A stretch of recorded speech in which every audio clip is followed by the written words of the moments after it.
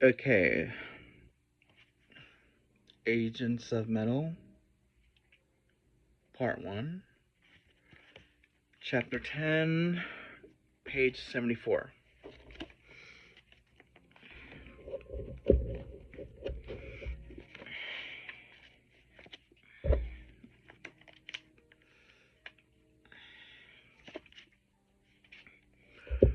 But everything had to end, and so did this song. The crowd shouted like there was no tomorrow. However, the end of the set was yet distant. Renee announced the next song. Yeah, fuckers, we picked up the speed with the next one. This one is far beyond the grave.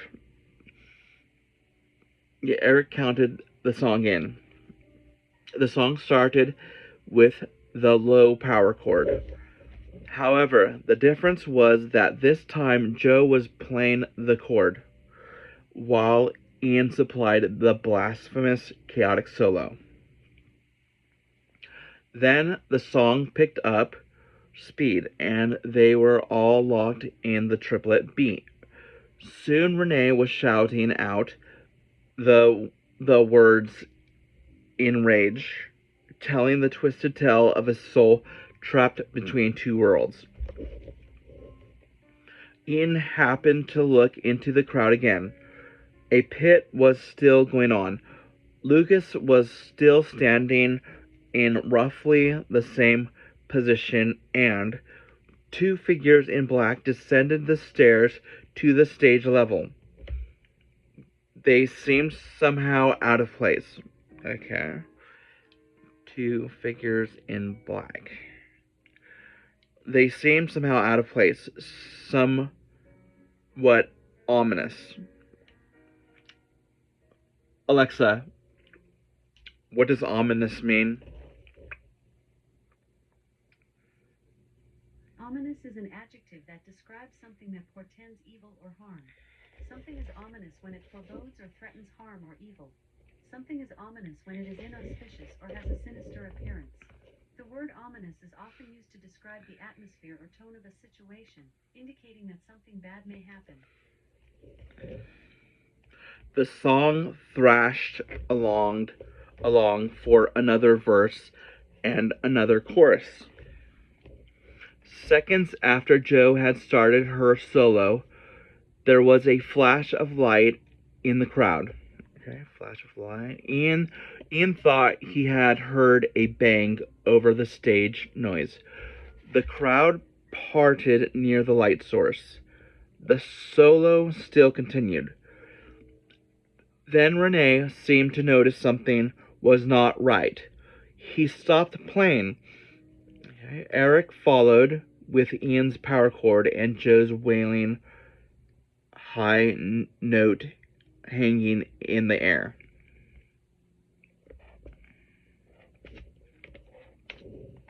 The crowd finished with its splitting maneuver.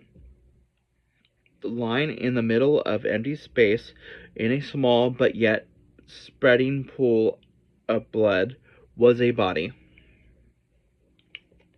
The show was clearly over now. Ian could not believe it, for by design metalheads were not violent. Had it been some drug-related killing, it was very much possible the two figures in black had been connected or even been responsible.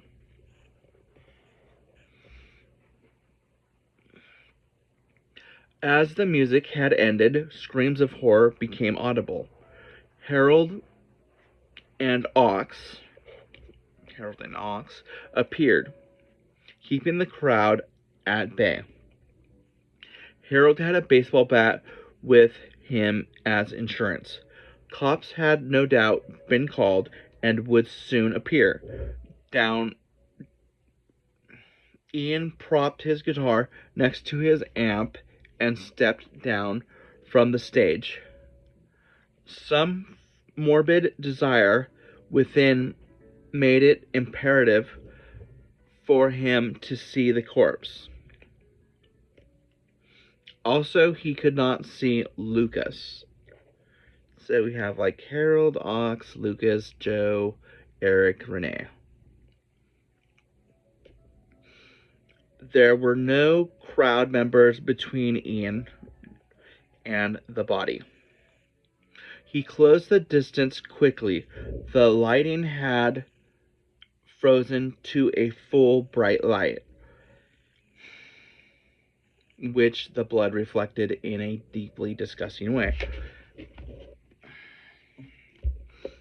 There were no crowd members. When he finally could take a good look, his heart almost stopped. The body was lying in the pool of blood. In the pool of blood was Lucas.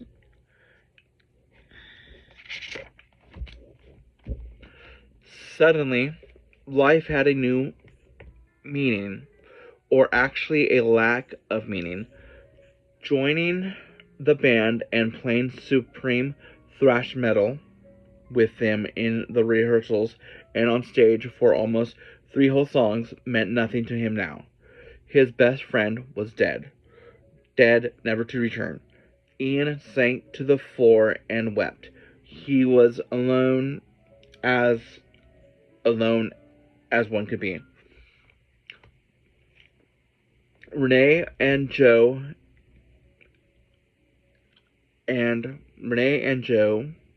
appeared, sensing that the victim had been close to him. Eric followed close behind. He was just angry that the show had been cut.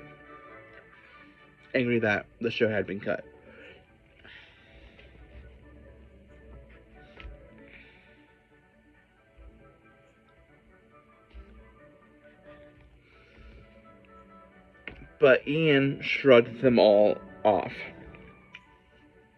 He did not want their company.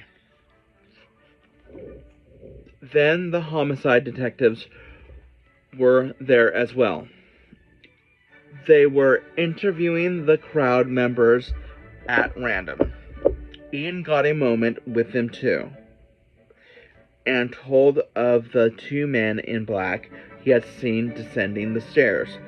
He had a deep belief that it would not do much good. Of course, now the men were nowhere to be found. Ian went straight to the bar and ordered a double whiskey. He downed it in a record time and planned to continue with a barrage of beers.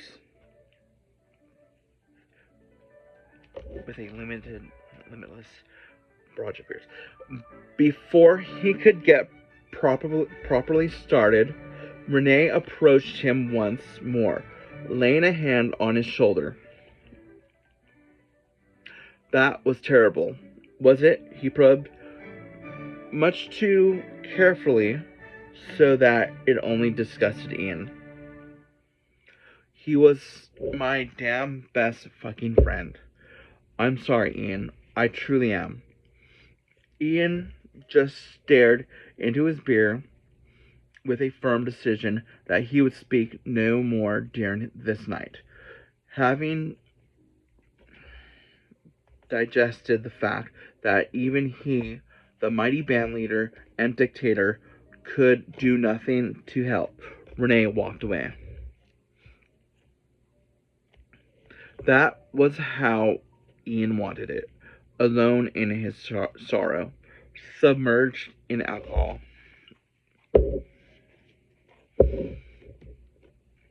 Free of distractions. He returned to his drink, soon courtesy of beer and shots of hard liquor interleaved. He floated on a stream of darkness, going deeper into the abyss of his mind. In that abyss, a kaleidoscope of images returned. The images were for the most part unclear, but they talked to him. He saw the vision of the knife return once more. There he was, holding the blade against the neck of the young boy. Okay, so we have the vision of the knife. It was only now he realized who that boy was. It was Lucas, sweat trickling from the pores of his face, pleading for Ian not to kill him. What the fuck was this? Here and now, in the depths of his drunkenness, Ian questioned his memories. His whole existence. How in hell was it possible that he was having visions of almost knifing his best friend to death? Yet that friend had been killed by gunfire this very night. He relived all of his paranoid thoughts, but now they were amplified 1,000-fold. Somehow, the whole world had conspired against him, had confused his mind with weird and frightening memories, had let him taste success and hubris. Alexa, define hubris. Hubris is an excessive amount of pride or self-confidence. A person who exhibits hubris often believes themselves to be superior to others and does not hesitate to display their arrogance. This quality can be found in both individuals and organizations. Had let him taste success and hubris first and then, as a balancing act when he had least expected. Had struck in the most cruel way imaginable. Right at this moment, the meaning of life had escaped from him. To find it again, he would need to search very hard. More beer or shot that of drinking that one more beer or shot that would lead to total catatonia, and then to who knows what. He decided to take 180-degree turn. Alexa, define catatonia. Okay, here's WebMD. Catatonia is a condition in which the person becomes physically fixed in a single position for a very long time. Is there something else you'd like to know?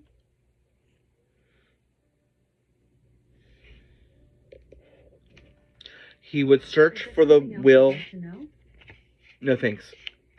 He would search. He would search for the will to live. Search until he found it or died trying.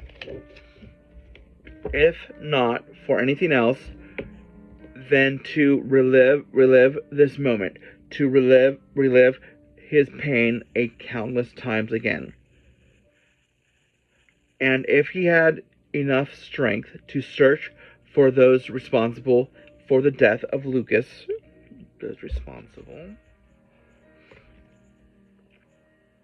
and to make them pay intensely. Ian's last conscious thought was a hope for his guitar to somehow end up back at the rehearsal space or at his home. After that, the film was cut. He could remember nothing. Chapter 11, page 79.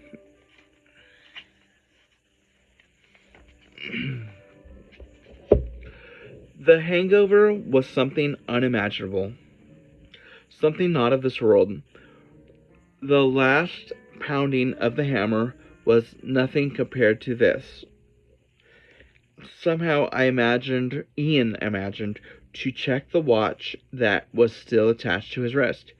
It read 5 a.m. He tasted something funny in his mouth and smelled something funny as well.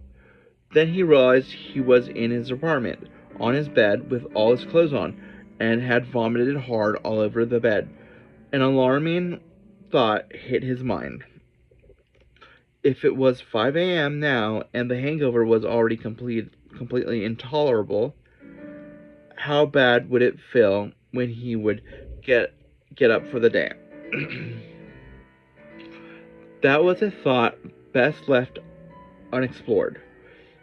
It would hit him when it hit him. But before that, there was nothing he could do to help it. However, there was something he could do to make his immediate future just a little more tolerable. He already felt something rising to his throat, something thick and bitter, the second wave of vomit. He tried to make it to the WC, but as he rolled out of the bed, he found his legs would not just carry. The distance was far too great. WC. The second wave would have to go on his floor.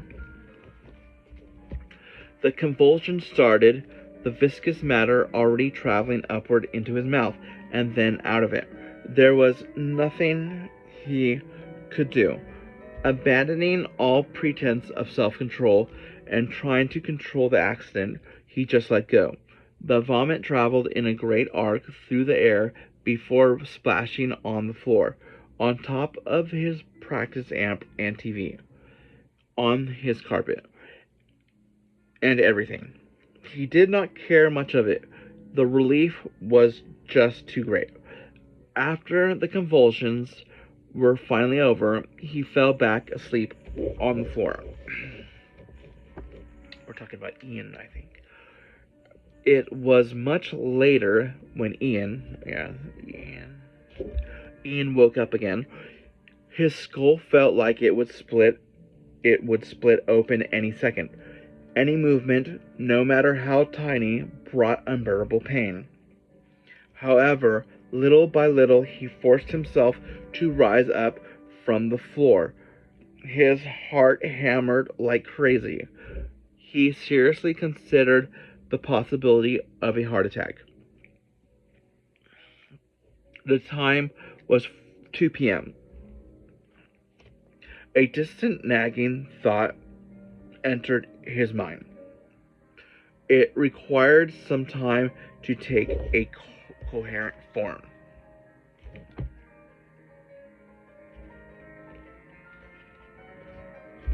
He should have been at work, enduring the losers and tending to the hardware. The thought was so ridiculous that it made him laugh, silently but bitterly. It hurt to laugh, not only because of the headache, but because his throat felt like sandpaper. All the alcohol had left him quite dehydrated.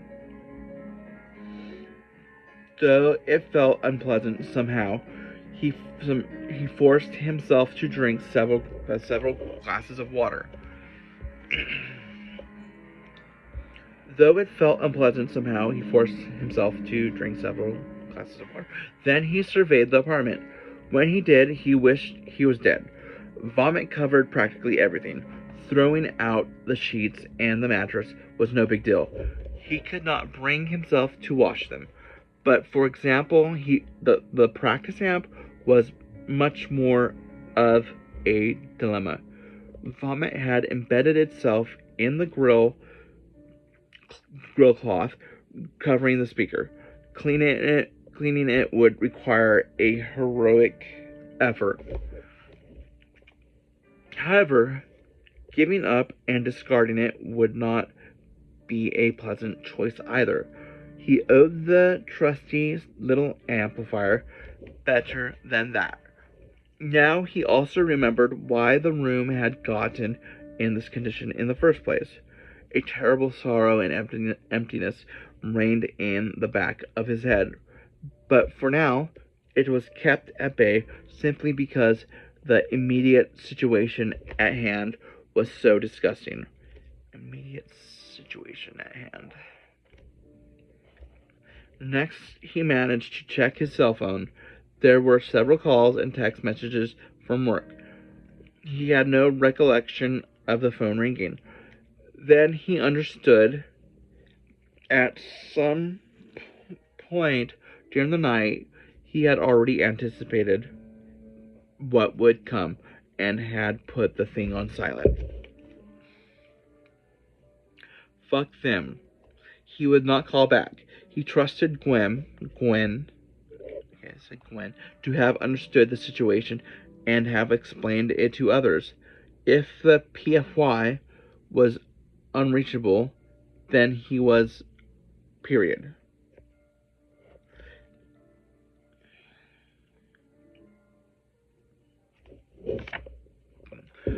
He noticed his guitar case was not here. The rest of the band had likely brought it back to the rehearsal space. In fact, attempting to bring it here could only have resulted in a total failure. Most likely, he would not have reacted to the doorbell at all. Well, it would wait for him patiently there in the concrete bunker. The thought of having to see his bandmates again felt almost as pleasant as having to see the server room again. He had gotten his dream, and it had turned into a nightmare.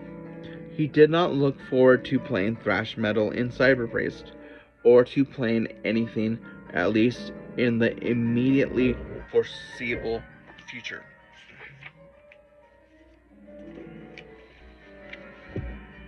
But what did he look forward to then? He was not sure. Then a thought crystallized within his brain.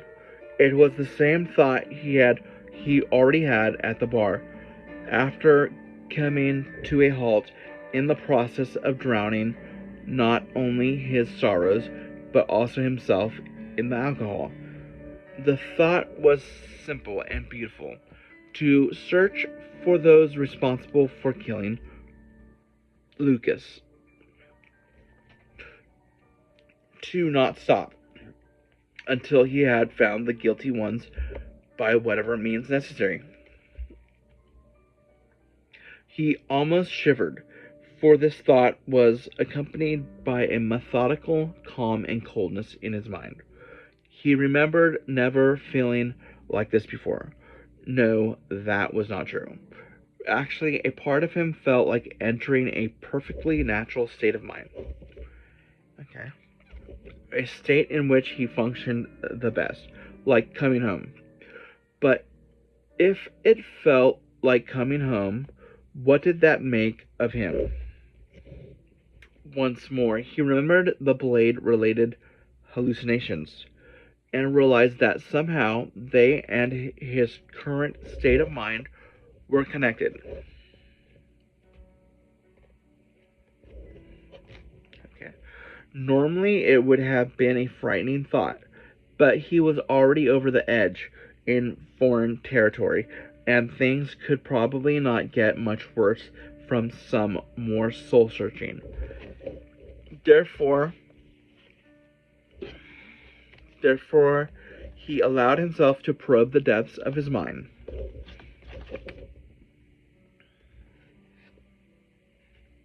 The vomit and cleaning the apartment did not go through. The vomit and cleaning the apartment did not concern him immediately anymore. He would have to go through this mental puzzle first and see what would add up to. What it would add up to. The first, the first conclusion was that something in his past just did not add up. Just something in his past. He had never had that sort of frightening flashbacks or hallucinations before, as triggered by Cyber Priest Slayer cover, but was familiar even from years back, with the paranoid feeling of not being sure whether his memories were real. However, in the past, it had always felt insignificant and had passed quickly. He had at times discussed with Lucas, jokingly, the possibility of false memories, and whether it would be easy or hard to recognize them. Back then, they had reached the cynical and not very profound conclusion that whatever made you feel happy and content was okay. It did not matter if it was actually real. He remembered that his childhood had been happy. The time before drinking, girls, and playing guitar had entered the picture. Those were not bad, evil things. Quite the opposite. But somehow, at some point, he had gone over the edge, and a fight over something trivial had gone bad. His victim had been badly hurt, and he had been sent to juvenile penitentiary. That was maybe in the age of 15.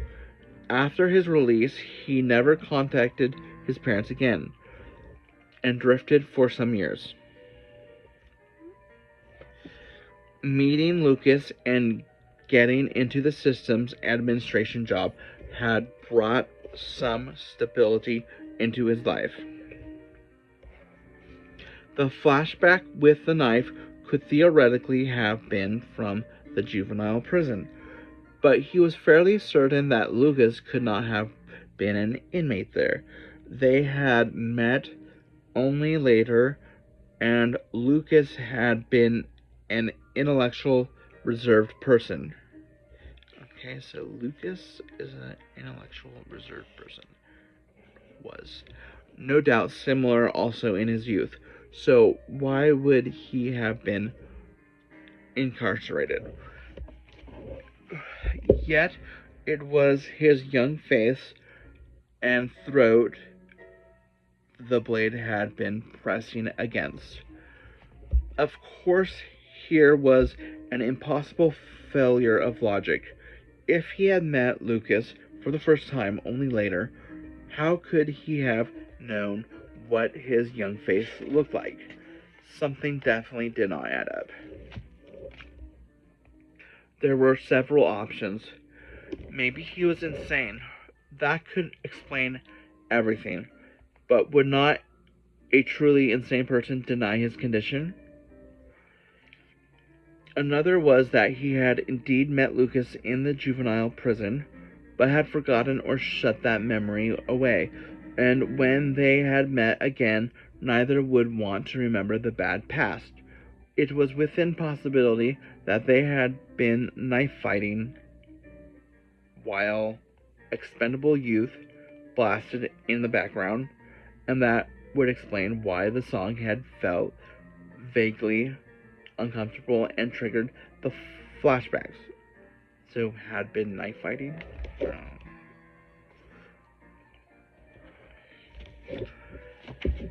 However, that did not explain one thing: the feeling of cold, methodical calmness he felt now.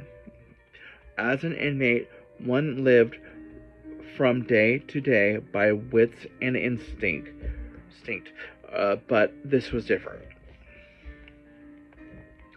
Also, the industrial block infiltration with Lucas had been similar.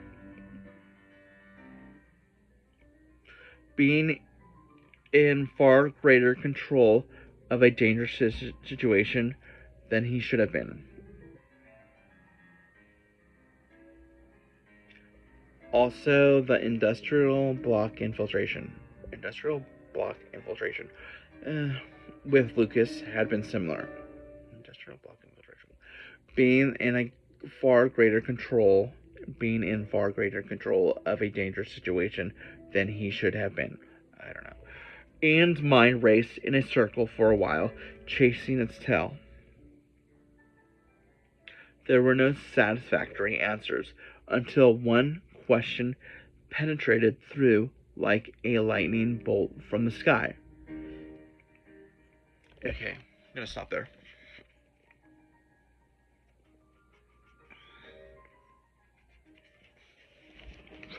Okay, ending at page 84.